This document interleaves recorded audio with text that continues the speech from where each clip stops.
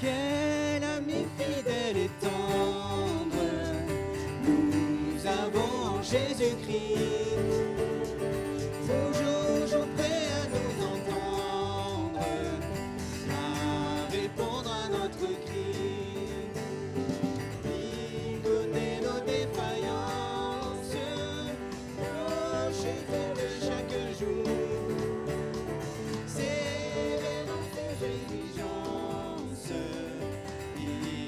Riche en son amour, quel ami fidèle et tendre nous avons en Jésus-Christ, toujours prêt à nous entendre quand nous sommes en souci.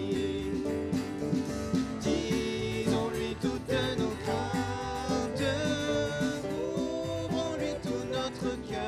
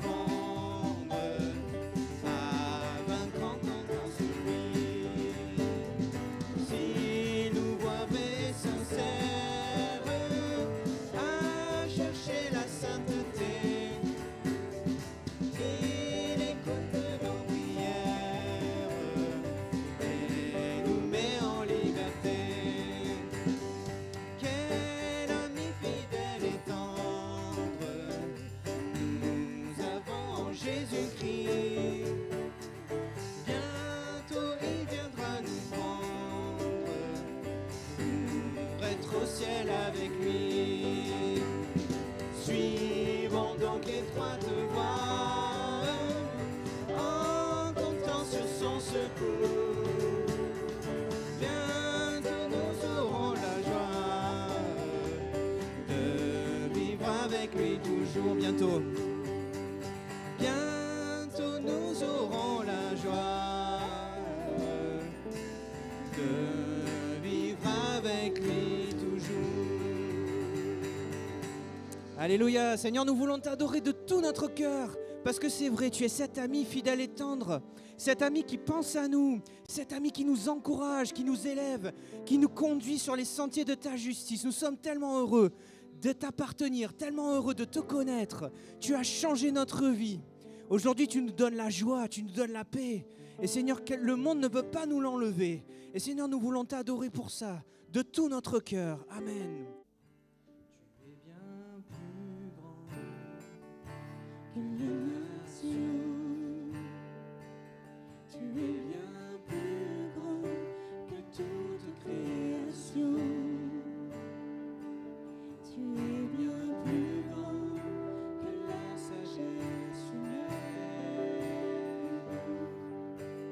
Tu étais de toute éternité. Tu es bien plus grand que les royaumes. Tu es bien plus grand que toutes les splendeurs. Tu es bien plus grand que les trésors du monde. Nul ne pourra sonder ta grandeur. Plus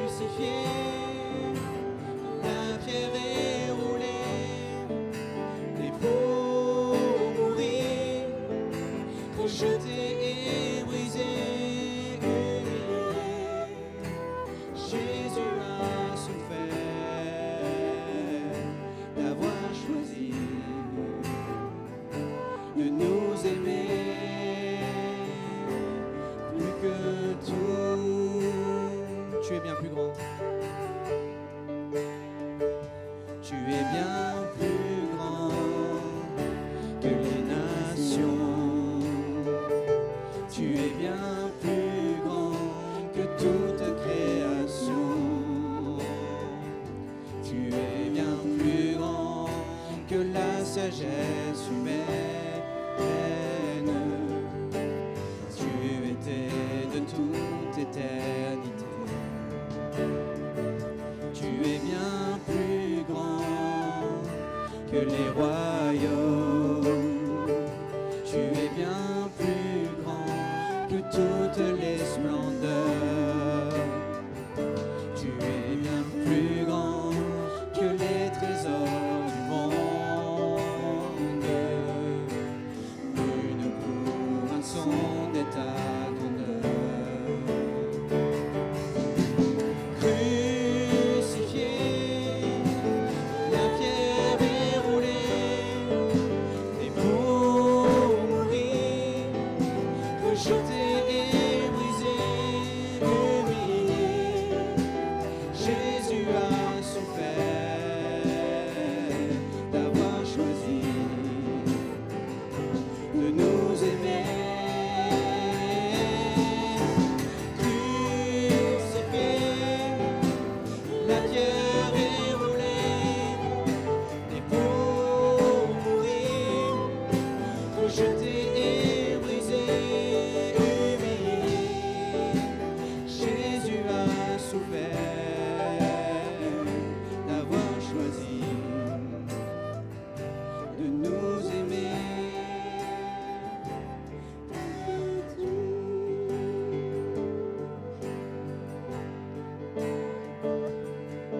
Le roi dans sa beauté,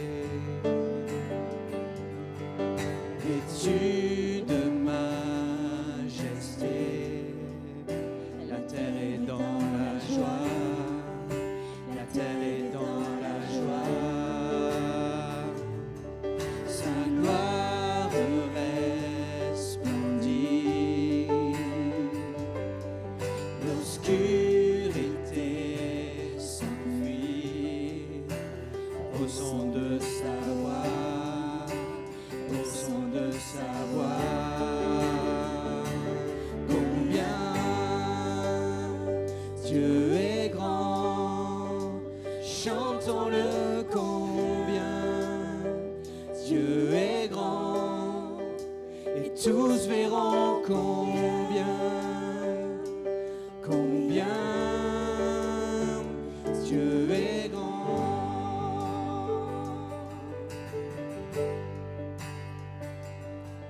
Car d'âge en âge il vit,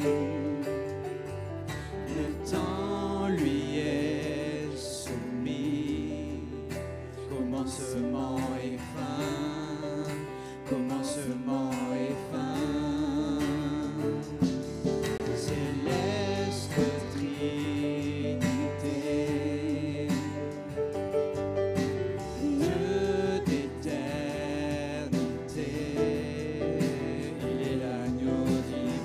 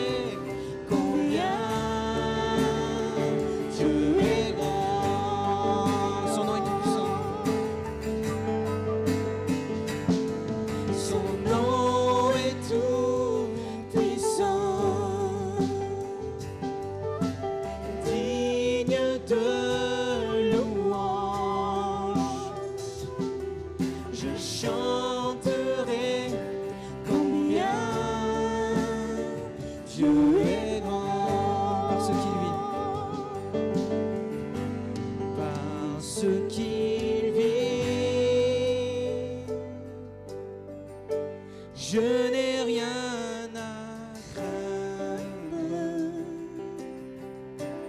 Mes lendemains sont assurés entre ses mains. Il tient ma vie pour ce temps et l'éternité. Je sais qu'il vit parce qu'il vit, comme une prière, parce qu'il vit. Je n'ai rien à craindre. Mes lendemains sont assurés entre ses mains. Il tient ma vie pour ce temps et l'éternité. Je sais qu'il vit.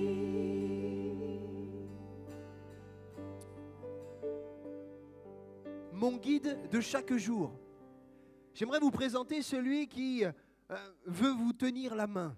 Celui qui, par son amour, sa bienveillance, sa patience, tend la main à celui qui voudrait y placer la sienne dedans. La question qui se pose dès le début, c'est: veux-tu le suivre? Vas-tu prendre position aujourd'hui en disant: maintenant, ma main, je ne l'enlèverai plus de la tienne. Je vais placer mon avenir et mon espérance en toi, placer ma main dans la tienne parce que tu es mon guide de chaque jour. J'aimerais lire dans le 5e évangile. Il n'y en a pas. Il dit n'importe quoi, le pasteur. Hein? Et oui. Le 5e évangile, vous le connaissez ou pas? Non. Ésaïe, celui qu'on appelle le 5e évangile. Pourquoi? On aurait pu dire le premier. Hein? Mais on va dire le 5e évangile parce qu'il est dans l'Ancien Testament. Et malgré qu'il ait été écrit 700 ans avant la venue de Jésus, chaque ligne, chaque mot parle de lui. Amen. Et j'aimerais vous rapporter une parole de Jésus. Une parole que Dieu a prononcée dans la bouche du prophète Ésaïe, qui évoque le plan de Dieu pour notre vie encore aujourd'hui. Dans Ésaïe chapitre 42, verset 16, nous lisons ceci. « Je ferai marcher les aveugles sur un chemin qu'ils ne connaissent pas. Je les conduirai par des sentiers qu'ils ignorent. Je changerai devant eux les ténèbres en lumière et les endroits tortueux en plaine. Voilà ce que je ferai, je ne les abandonnerai point. » Alléluia. Ils reculeront, ils seront confus, ceux qui se confient aux idoles taillées, ceux qui disent aux idoles de fonte, vous êtes nos dieux. Sourds, écoutez, aveugles, regardez et voyez. Qui est aveugle, sinon mon serviteur, et sourd comme mon messager que j'envoie? Qui est aveugle, comme l'ami de Dieu, aveugle comme le serviteur de l'Éternel? Tu as vu beaucoup de choses, mais tu n'y as point pris garde. On a ouvert les oreilles, mais on n'a point entendu. L'Éternel a voulu pour le bonheur d'Israël publier une loi grande et magnifique. Je vous lirai dans d'autres traductions le verset 16. Et Dieu qui parle, il dit, je conduirai les aveugles. Je conduirai les aveugles par un chemin qu'ils ne connaissent pas. Et une troisième version dit, je guiderai les aveugles sur un chemin, sur des sentiers qu'ils n'ont jamais suivis.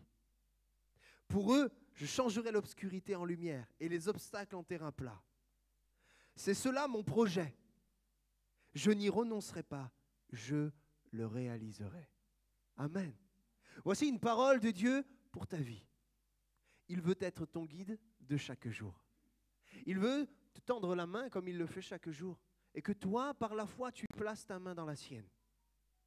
Que tu puisses, par rapport à ce qui est dit dans le verbe marcher, dans l'hébreu, le verbe marcher peut être traduit par aller. ou par partir, s'en aller, avancer, déménager. Comme s'il y avait une destination à laquelle Dieu voulait te convier, là où il veut t'amener. Il veut te porter, te faire marcher. Dans un sens figuré, le Seigneur veut te faire vivre et non pas mourir. Parce que le verbe marcher peut être traduit par mourir ou vivre, en fonction du choix que tu prends. Dieu n'a-t-il pas dit qu'il a mis devant nous 2 chemins? Celui de la bénédiction, ce chemin-là que nous pouvons saisir en plaçant notre main dans celle de Dieu, qui nous amène à la vie éternelle. Et qui nous amène à marcher notre main dans la sienne et à marcher d'un pas assuré en se disant, toute vallée que je rencontrerai, toi tu les aplaniras, Seigneur. Et combien grande est la montagne qui se dresserait devant moi, si grand est le Goliath qui serait là devant moi, toi, Seigneur, excusez-moi l'expression, tu lui coupes la tête et il tombe à terre. Ou il tombe à terre et tu lui coupes la tête. Le Seigneur t'appelle et voudrait que tu places ta main dans la sienne. J'ai traduit le mot marcher par conduire et guider, parce que ce guide de haute montagne qui est notre Seigneur voudrait nous amener à bon port. Qu'on ne se perde pas dans des chemins qui seraient les nôtres, mais il voudrait nous amener en disant, mais marche tout près de moi et tu prendras le bon chemin. Sois tout près de moi. Juste l'écart d'une main tendue. Hein? Quand je guide mes enfants avant de traverser la route, ils ne me suivent pas tout collés comme ça, je leur laisse une liberté, mais je serre la main. Je ne veux pas qu'il leur arrive quoi que ce soit. Et Dieu voudrait nous tenir la main. Mais contrairement à moi qui suis un père un peu despotique, Dieu nous laisse retirer notre main si nous le souhaitons. Pourtant, dans le psaume 18, verset 33, le psalmiste nous dit ceci de Dieu. C'est Dieu qui me ceint de force et qui me conduit dans la voie droite. Le mot là, ce n'est plus le même, c'est plus le même verset. Pourtant, il est traduit de la même façon. Pourtant, ce verbe-là, c'est le verbe Nathan, qui a donné donner ou tendre la main. Ça a donné le prénom Nathan, qui veut dire don, et Nathanaël, don de Dieu. Et c'est pas pour me jeter des fleurs, ok? Mais Dieu a tendu la main. Et il nous dit, je te prendrai par la main. Sa main sur la nôtre, il ne nous laisse pas confus ni perdus. Il veut nous, et comme il l'a dit dans ce 5e évangile, il veut nous conduire, nous qui sommes aveugles. Il veut nous conduire parce que nous sommes aveuglés et nous avons été aveuglés à cause de notre péché. Notre péché nous met dans la cécité de voir Dieu face à face. Le péché est une barrière, il nous empêche de voir la gloire de Dieu. Mais Dieu a étendu sa main par Jésus-Christ et il veut prendre ta main. La question, c'est est-ce que tu mettras ta main dans la sienne? Et Dieu veut te conduire dans des destinations merveilleuses. La première, il veut te sortir de l'Égypte. Il veut te sortir du pays d'esclavage comme l'Égypte était pour Israël. Et Dieu dit, je sais que le roi d'Égypte ne vous laissera point aller si ce n'est par une main puissante. Dieu est puissant. Il a tout accompli à la croix par Jésus. Ne crois pas que tu peux mériter ton ciel. Jésus t'a offert par grâce un accès auprès du Père. Et sa main est puissante. Cette main a été étendue contre l'Égypte avec les 10 plaies. Mais elle a été étendue et livrée en faveur d'Israël qui a fendu la mer en deux. Alors qu'ils étaient comme dos au mur, l'eau était dans leur dos. En face, l'armée vient. Ils sont sur des chars. Nous sommes pris au piège. 1 million d'âmes va périr à ce moment-là. Mais Dieu étend sa main. Dieu tend la main, il ordonne aux eaux, elles se séparent en deux par la bouche de Moïse. Et le peuple foule une terre sèche et est mis au large. Dieu voudrait te conduire, lui qui veut être ton guide de chaque jour. Ta main dans la sienne, il veut te faire traverser les eaux. Jésus, la voie de notre salut. La voie du salut pour quiconque croit. Ses bras, ses pieds, son côté ont été percés. Et sa mort a provoqué, au moment où il a expiré, juste après avoir dit « Tout est accompli », boum, la terre a tremblé, les monts se sont écroulés, les rochers se sont fendus, les tombes se sont retournées et les morts ont ressuscité. Les morts en Dieu, ceux qui avaient placé leur foi en Dieu. Les morts sont sortis pour témoigner de la vie que Jésus donne. Et vous savez ce qui a été brisé, déchiré encore? Le voile dans le temple. Comme la mer Rouge a été séparée en deux, le rideau a été déchiré, nous livrant et nous permettant d'accéder auprès du Père. Dieu veut te faire sortir d'Égypte, sortir de l'esclavage du péché pour t'amener au pays de la liberté et te conduire jusqu'en terre promise. Mais avant d'aller en terre promise, tu dois sortir de l'épais ténèbres dans lesquelles tu es à cause du péché. Et Dieu voudrait, deuxième étape, il y en a 7 en tout, te faire vivre sa parole. Parce que sa parole est une lampe à mes pieds et une lumière sur mon sentier. Celui qui ouvre ce livre, qui n'est pas magique, c'est juste Dieu qui s'adresse à toi comme un tête-à-tête, comme un homme parle avec son ami. Dieu veut te parler et veut te conduire hors des ténèbres. Cette parole qui nous a été laissée, parole de vie, celui qui la lit entend le Père lui créer la vie comme Dieu a soufflé sur la masse informe qui était Adam, cette masse de terre qui s'est transformée en être vivant. Il a soufflé, comme Dieu a soufflé dans la vallée des ossements desséchés, là où il y avait des cadavres, s'est transformé en armée. Dieu a tout réparé, il a mis la vie là où tout était mort. La parole qui comparait à cette manne qui nourrissait le peuple d'Israël dans le désert. Et pendant 40 ans, ils ont vécu au bénéfice de cette nourriture céleste. Imaginez-vous, vous sortez de votre chambre. Ah bah tiens, j'ai mon casse-croûte. Et la quantité que vous préleviez servait pour toute la journée. Et vous n'avez rien besoin d'autre. Nourriture extraordinaire, nourriture prodigieuse, miraculeuse. La parole de Dieu est suffisante pour nourrir ta vie. La parole de Dieu qui est comme un miroir qui va refléter le moindre de tes défauts, le moindre de mes défauts. La parole qui est comme une lumière qui va percer les ténèbres pour comme viser toute zone d'ombre de notre vie, pour pointer du doigt le mensonge, le compromis dans lequel nous nous installerions. Cette parole, Christ fait chair, venu sur la terre pour révéler le Père, qui est aussi appelé dans Jean 8,12 la lumière du monde. Dieu voudrait te conduire, lui qui veut être ton guide de chaque jour, ta main dans la sienne. Et parce que le peuple d'Israël est sorti du peuple d'Égypte pour aller dans le désert, Dieu voudrait te conduire dans le désert de ta vie, dans chaque défi qui est le tien. Et parce que ta main est dans la sienne, tu vas dans la bonne direction. L'image du GPS. Mais elle a ses limites, vous savez pourquoi? Parce que le GPS, il nous amène d'un point A à un point B. Mais il ne nous permet pas de nous réserver une place. Surtout quand on vient à Sébasto. Trouver une place, ça devient vite un casse-tête. Mais Jésus dans le ciel nous a réservé une place. Et étape par étape, Dieu nous permet d'avoir la victoire pour nous conduire un jour dans la patrie céleste. Alléluia! La patrie céleste, cette Canaan, cette terre promise qu'Israël convoitait de loin. Et pourtant, ils ont dû passer dans le désert. Dans ce désert, ils étaient conduits par la nuée le jour et une colonne de feu la nuit. Et partout où elle s'arrêtait, le peuple de Dieu s'arrêtait. Est-ce qu'il y a des brebis du Seigneur ici en ce lieu? Est-ce qu'il y en a de ceux qui se disent, moi, je suis la brebis de mon berger? Amen. Alors si tu es brebis, tu reconnais sa voix, n'est-ce pas? Et tu marches sur son chemin. Jésus dit, en concernant ces brebis, dans Jean 10, verset 28, « Je leur donne la vie éternelle.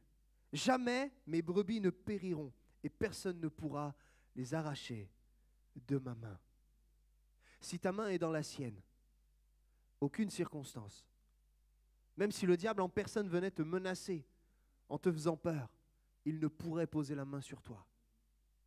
Il est comme un lion rugissant, qu'à travers les yeux de Dieu, nous voyons comme un chaton qui miaule. Dieu a donné la victoire à ses enfants, parce que Christ a tout accompli. La tête du serpent ancien qui représente le diable a été foulée aux pieds. Et parce que Jésus a été percé au côté, meurtri, il est celui qui a payé la rançon. Amen. Dans le désert, Dieu te conduit. Et cette parole de Jésus concernant ses brebis nous assure une chose, c'est que nul ne nous ravira de sa main. C'est l'assurance d'arriver à bon port. C'est l'assurance de franchir la mer et d'arriver de l'autre bord. Pourtant, au milieu, il y aura la tempête. Pourtant, au milieu, ça ne va pas être facile. Et tant que nous sommes sur cette terre, nous avons une vie de défi Qui ici me dirait, et pourrait me dire en levant la main, moi, écoutez, j'ai jamais eu de problème. Et d'ailleurs, j'en aurai jamais. Il serait un menteur.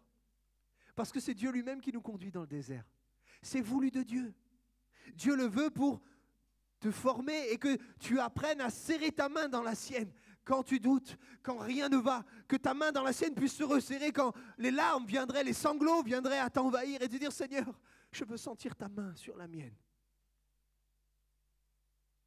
Et à un moment, cette pression se relâche parce que tu es apaisé, parce que Dieu t'a parlé et que Dieu souhaite te conduire dans la victoire. Amen. Alléluia. Est-ce que tu veux être conduit dans la victoire?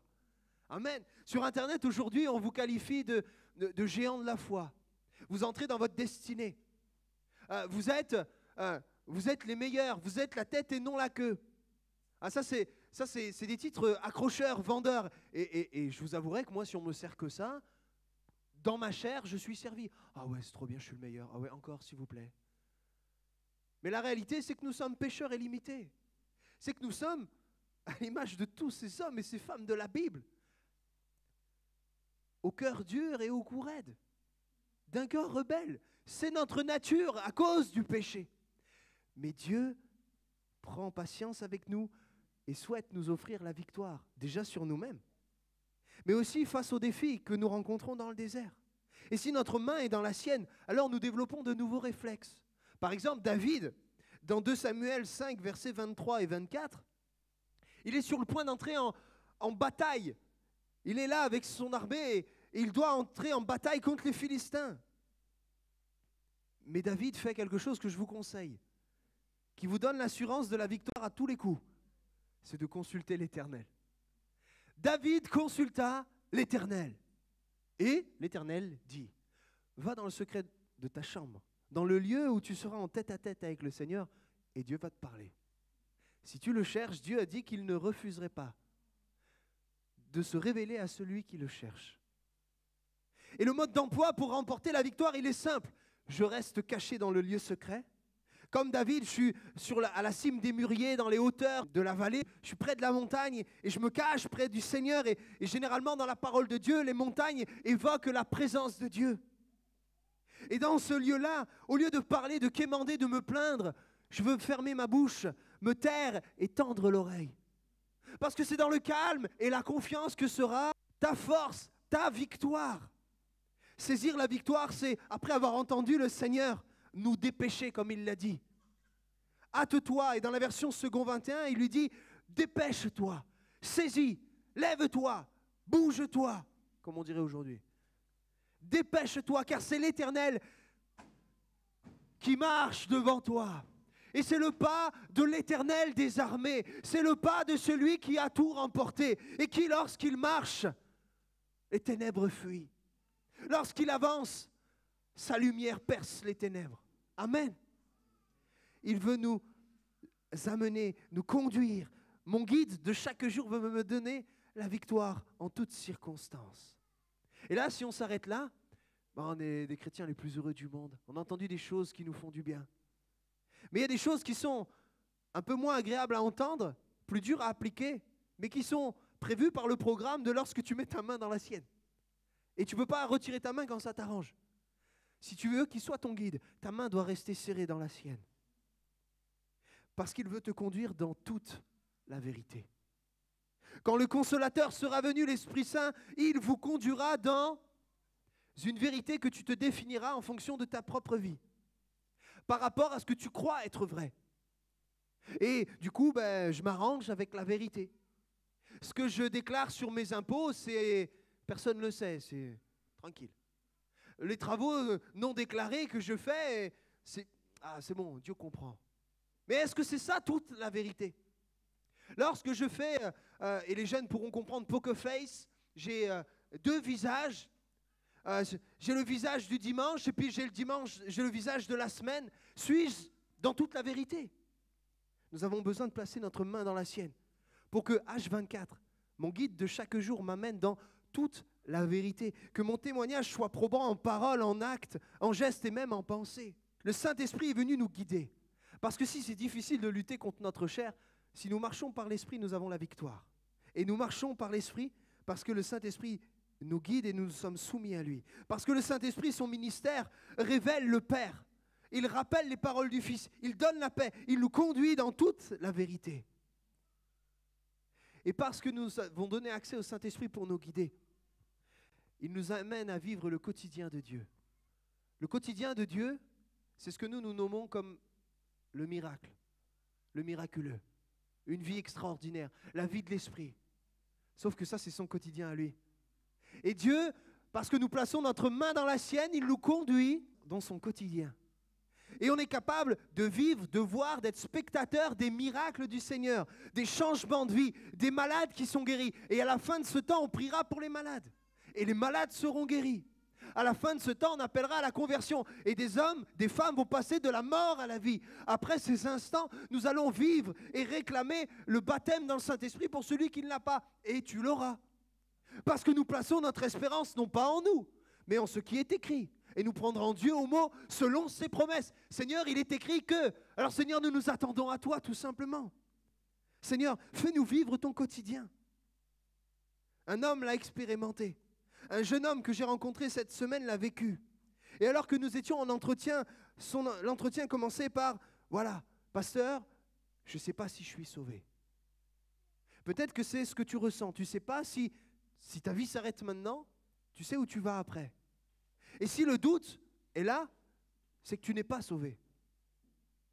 Je lui ai dit avec peut-être brutalité, excusez-moi les verbes un peu crus, mais je l'ai mis face à ses responsabilités. Et ce garçon, au regard de la parole de Dieu et par l'action puissante du Saint-Esprit, s'est converti devant mes yeux. Il s'est humilié dans la présence du Seigneur. Et moi, j'étais là, Seigneur, mais quelle grâce de voir ça.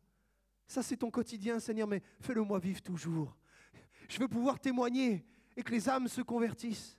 Je veux pouvoir apporter l'espérance et les gens saisissent l'espérance par la foi. Et ce garçon qui, au début, m'a dit, mais voilà, je suis venu en scooter. Au tout début de l'entretien, il me dit, mais si il m'arrive quelque chose en partant, je ne sais pas où je vais. Et lorsqu'il a vécu ce temps en tête à tête avec le Seigneur, là où le Saint-Esprit est venu convaincre son cœur, je l'ai entendu pleurer sur ses péchés. Je l'ai vu demander pardon. Je l'ai vu authentique, réclamer Jésus pour sauveur et pour maître. Et en partant, style de rien, il me dira, c'est bon, je peux monter sur mon scooter. Tranquille. Il était en paix. Il avait cette assurance d'être sauvé inscrite, non pas par des paroles d'homme, non pas par une méthode de développement personnel, mais par le sceau du Saint-Esprit. Voilà pourquoi le Saint-Esprit nous amène dans toute la vérité, il nous amène au miracle, ce que Dieu appelle son quotidien, mais il nous amène aussi dans toute sa volonté. Il y a 2 hommes, un jour, au jour de la résurrection du Christ, avaient été déçus parce qu'ils s'attendaient aux promesses du Messie. Cléopas et son ami avaient tourné le dos à Jérusalem et ils partaient sur Emmaüs. Pourtant, Jésus avait dit restez à Jérusalem. Et ils partent, ils sont déçus. Je croyais, je pensais que, j'espérais qu'il soit la solution. Et peut-être que dans ta tête, dans ton cœur, s'entrechoquent ces doutes-là. Mais dis-toi que le Seigneur ne va pas en frontal arriver là et te pointer du doigt en disant « t'es un mauvais chrétien ». Ce que j'aime, c'est la douceur du guide de chaque jour. Il vient et il est dit dans Luc 24, versets 15 et 16, « Pendant qu'ils parlaient et discutaient, Jésus s'approcha et fit route avec eux, mais leurs yeux étaient empêchés de le reconnaître. » La déception, l'amertume va être comme un voile sur mes yeux. Mais si le Saint-Esprit me guide, alors Jésus fait route avec moi. Et même si je me trompe complètement de direction, Dieu prend le temps de me révéler sa parole.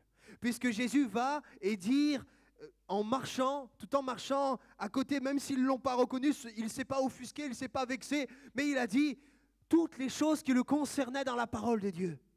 Et de manière bien humble et bien limitée, j'ai évoqué Christ dans sa parole.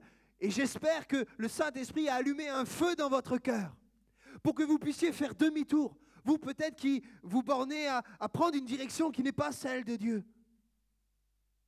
Jésus allume un feu dans le cœur. Et ce qui est énorme, Et ce qui est exceptionnel, c'est le sens du détail des situations. J'aime lire dans le détail sa parole et remarquer des choses extraordinaires. Il marchait en direction opposée de Jérusalem. La mine basse, le cœur déçu. Il s'arrête à un moment, et un moment aussi simple qu'un claquement de doigts, le Saint-Esprit va leur ouvrir les yeux. Et Jésus disparaît. Et là, les hommes marchaient, ces hommes qui marchaient la tête basse, peut-être en traînant les pieds dans la poussière, comment vont-ils retourner sur Jérusalem? Pareil, les mains dans les poches. Bon, faut que j'y retourne. Non, le feu qui a démarré dans leur cœur leur a permis de battre le record en leur temps du 100 mètres. Ils ont battu le Shanbol jusqu'à Jérusalem. Ils ont fait un 100 mètres sur plusieurs kilomètres. Ils ont couru, proclamant Jésus ressuscité, Jésus la bonne nouvelle, Jésus prince de la vie. Ma main dans la sienne fait de moi un véritable témoin. Et sa volonté, c'est que je puisse porter l'évangile. Amen.